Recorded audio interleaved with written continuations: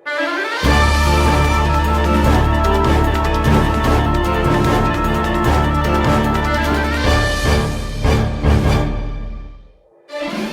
araw! Narito na naman ang Batang Gapo News TV para maghatid ng mga nagbabagang balita para sa kauna-unahang episode ngayong taong 2014. Para sa ating headlines, Olongapo, hinirang na Persons with Disability Friendly City sa Region 3. Mahabang selebrasyon ng Pasko para kay Mayor Roland Paulino, regalo pinabigay sa mga tsoper na malapit sa kanyang puso. 60 Seconds with Office of the Senior Citizens Affairs Officer in Charge, Ms. Beth Diaz. Video ni Cheridel Alejandrino na pumatok sa internet tinanghal na Best Viral Video ng Rappler para sa taong 2013. At biyahe nga po, samahan nating silipin kung saan ang susunod na biyahe ni Biyaherong David Bayarong. Pagpapahalaga para sa mga taong may kapansanan ang isa sa pangunahing layunin ng ating pamahalang lungsod. Kung kaya kamakailan, ang Olongapo ay hinirang na Persons with Disability Friendly City sa Region 3. Para sa magandang balita, pakinggan natin si Ms. Arlene De La Rhea. Ginawaran ng Most PWD-Friendly City sa regional level sa ikalawang pagkakataon ang lungsod ng Olongapo sa katatapos ng selebrasyon ng International Day of Persons with Disability na may tema na Break the Barriers, Open Doors for an Inclusive Society for All na ginanap sa Century Park Hotel, Balibago, Angeles, Pampanga. Ang dahilan po tayo ay ang city at ang city government ay compliant po ng batas tungkol sa mga disabled sa buong Pilipinas. Natanggap ng lungsod ang Certificate of Appreciation bilang isang finalist sa 2013 Second Regional Council for Disability Affairs Award para sa mga tao na may mga kapansanan sa mga lokalidad, organisasyon, mga proyekto sa komunidad, mga namumuno sa nasasakupan ng International Day of Persons with Disabilities. Bali, tinutulungan po natin yung ating mga persons with disability na may iangat po yung sarili nila at magawan po nila ng paraan na sila po mismo is may implement po nila yung mga batas para po sa kapakanan po nila. Malaking bagay sa akin yung na family ko, yung support. Hindi ako inalaw na, hindi naman ako tinago. Basta in-expose na, siyempre nandun yung mga bata kami or bata ako, talagang may mga manunokso. Malaking bagay po sa mga magulang na supportahan ang yung mga anak na may disability kahit ano pa man yan. Mataas ang kanyang kumpiyansa sa sarili, kaya walang puwanga anumang pang-aasar sa kanya. Siya ay isang architect at masibag na kawani ng gobyerno. Naglilingkod ng tapat at gusto niyang maging isang ehemplo at inspirasyon sa lahat ng may mga kapansanan. Para sa Batang Gapo News TV, Arlene De La Rhea reporting. Isang mahabang selebrasyon ng Pasko para kay Mayor Roland Paulino, mga regalo pinamigay sa mga tsoper na malapit sa kanyang puso. Para sa kabuang report, pakinggan natin si Ms. Cathy Mancao Ramos. Kung ang iba ay nagliligpit na ng kanilang mga Christmas decors matapos ang December 25, ibahin niyo ang ating butihing Mayor Roland Paulino. Dahil sa malapit sa puso niya ang mga drivers ng lungsod, eto, siya mismo ang nag-abot at namigay ng pambagong taong handog para sa lahat ng jeepney drivers ng syudad. 1,000 pirasong gift packs na naglaman ng bigas, noodles at mga delata na siguradong sagot sa pangangailangan ng pamilya ng ating mga tsuper na kayod kabayo.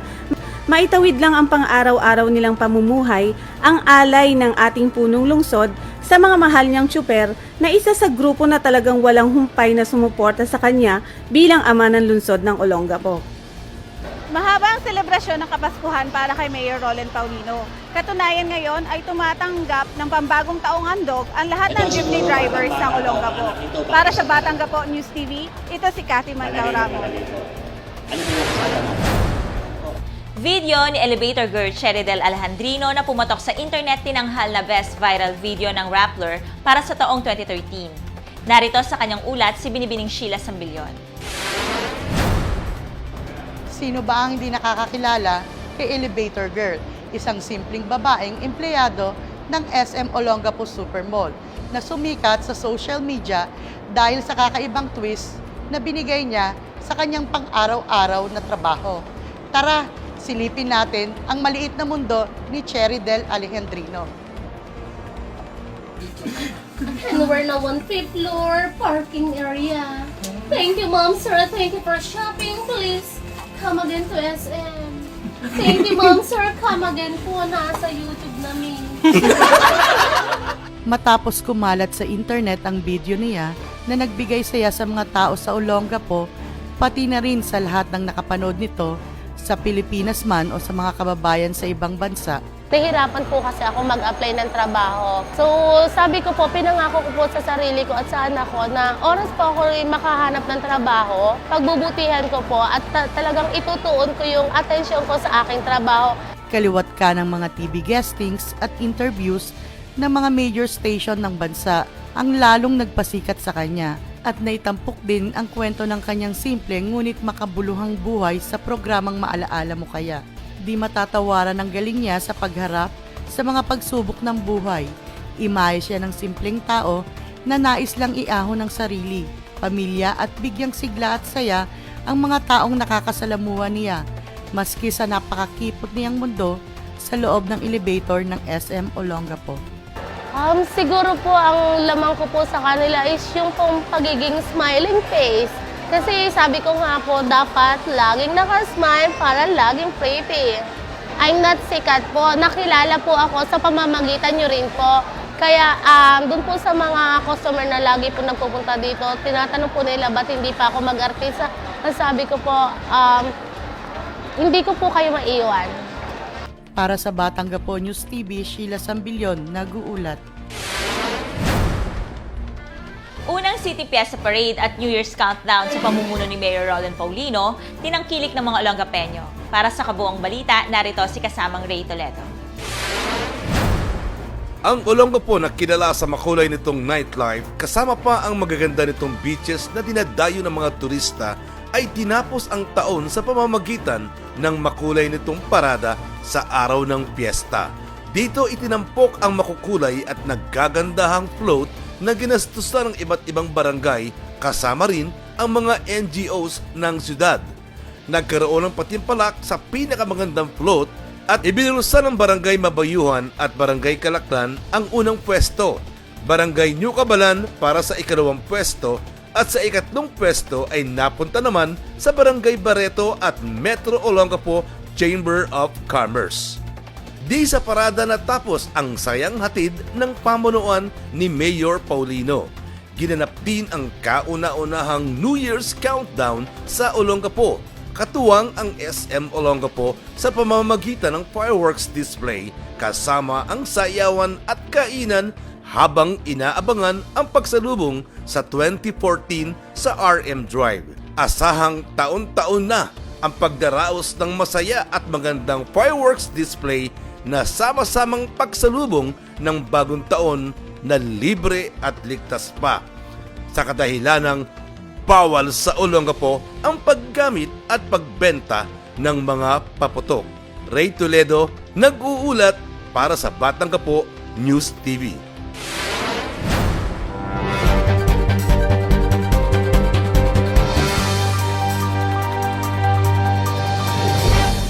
Ngayon po ako ang OIC ng Office of the Senior Citizens Affairs under the supervision ng ating mayor na si Mayor Roland Paulino.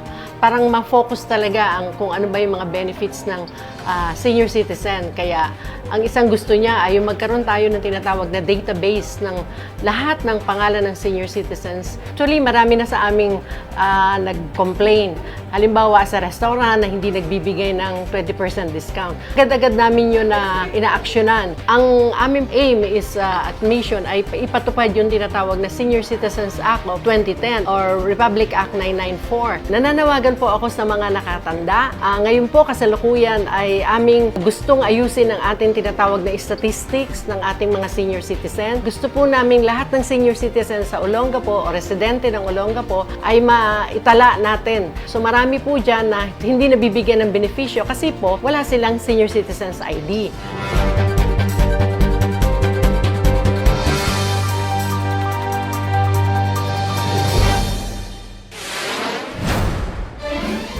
Para sa ating Olongapeñong may kwentong kakaiba't kahanga-hanga sa linggong ito, kilalanin natin ang beautiful dreamer sa kwento ni DJ Nicole Jose.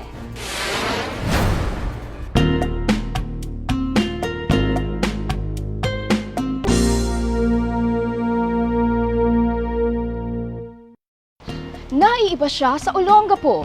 Hindi kinailangan ang malaking pera upang tanghaling reyna. Ganda, talino, talento at pangarap ang binaon niya. Subalit, ang mga ito nga lang ba kaya talaga ang taglay niya?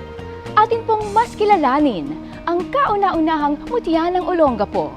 Siya ang ating The Beautiful Dreamer. This is the story of a girl who cried a river and drowned the whole world. And while she looks so sad in photographs, I absolutely love her when she smiles. Sobrang happy, tsaka sobrang blessed ko kasi this year. Yung mutya ng Olongapo, pangarap ko talaga siya na mag-join ng so talaga sobrang saya ko talaga kasi hindi lang para sa sarili ko yung pageant na yun, para sa family ko, para maging proud sila sa akin. Pinangarap niyang maging isang beauty queen simula pagkabata. Dream ko talaga na mag-join ng pageant pero hindi ko naisip na matutupad ko to kasi super mahihayin ako nung bata ko. Parang recitation lang sa school, nahihiya na ako. Siya si Alexandra Faith Garcia, 20 taong gulang. Alex o Faith kung siya ay tawagin. One word that describes me, siguro talaga dreamer. Kasi marami akong gustong gawin sa buhay ko, marami akong pangarap. Academic at varsity scholar at nagtapos ng kursong Bachelor of Science in Tourism sa Columban College. Pag walang pageant, ginagawa ko usually nagsiswimming or kasi minsan ginagawa ko kasi event. So minsan nasa Manila ko, puro work. Siguro 10 years from now, siguro na-crown na ako na Miss Universe. Kung nag-join ka na pageant, gusto mo talaga makaabot ka sa pinakamataas. So Miss Universe talaga yung pangarap ko. Panganay siya sa 4 na magkakapatid na hubog na responsable dahil lumaki sa piling lamang ng kanilang ama. Marami pa akong gustong matupad para sa sarili ko, para sa family ko. So kung makatapos yung mga kapatid ko, tutulong ako sa kanila para makatapos sila makapag-aral. Sa daddy ko, gusto ko kasi siya mabigyan ng mapagawa yung bahay namin. Yan. Pag nakita ko na ibang tao na masaya family ko, masaya na din ako. Sorry. Swimmer silang magkakapatid. Hilig din ng ating mutya ang pagkanta, pagsayaw, pagbibake at pagnanat surfing sa kanyang free time. Isa siyang makeup artist, part-time model at product endorser. Si Faith ay isa ding dog lover. Pag titignan daw nila ako, parang mukhang mataray daw or something. Tapos pag nakausap nila ako, parang super baliktad daw ng naano nila sa akin. Miss Silka Philippines 2013 ang isa pa sa mga titles na hawak niya. Sa nakaraang mutya ng Olongapoy, nahakot niya bukod sa titulo ang 8 sa 11 pang mga major awards. Ipinahiram sa akin ni Faith ang crown at sash niya at tinuruan ako ng tayo at lakad ng isang beauty queen. Bago sa akin pero masaya na dalhin ang sarili ng may poise at kumpiyansa.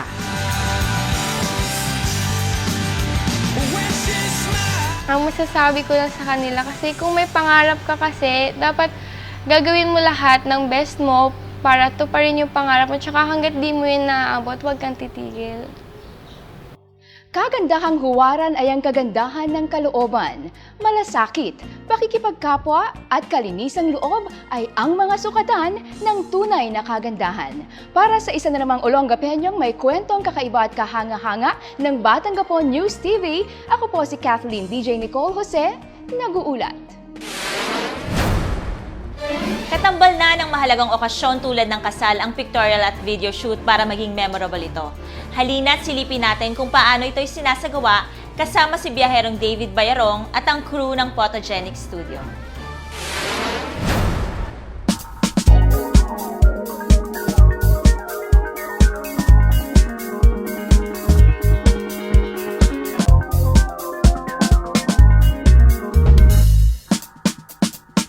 Romance, romance, romance. Sino bang babaeng hindi nangarap ng long white dress while walking on red carpet?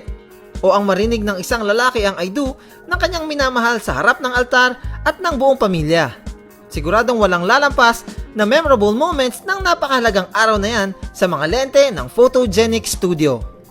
Simula sa inyong prenuptial photoshoot, the day of your wedding, at ang hinihintay ng lahat ng imbitado, ang reception. Sarap kayang kumain. Ay, ang makita pala ang first dance ng newlyweds. Dito rin mapapanood ng lahat ang mala MTV ng buong kasal, ang same day edit. Siguradong tutulo ang luha mo habang pinapanood ang mga touching moments na kuha ng Photogenic Studio. Ang galing kaya? Ang lahat ng yan ay mapapanood sa full episode ng Biyaheng Gapo sa susunod na linggo. Ako si David Bayarong para sa Batang Gapo News TV.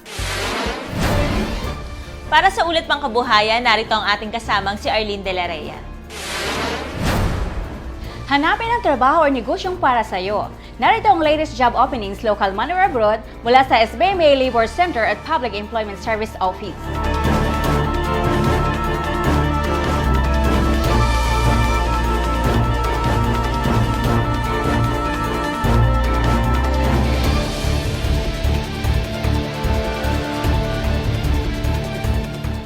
Samantalahin din ng mga free livelihood trainings mula sa ating Livelihood and Cooperative Development Office. Magsadya agad sa kanilang opisina sa second floor na City Hall para magpalista dahil limited slots lang ang available sa bawat training course.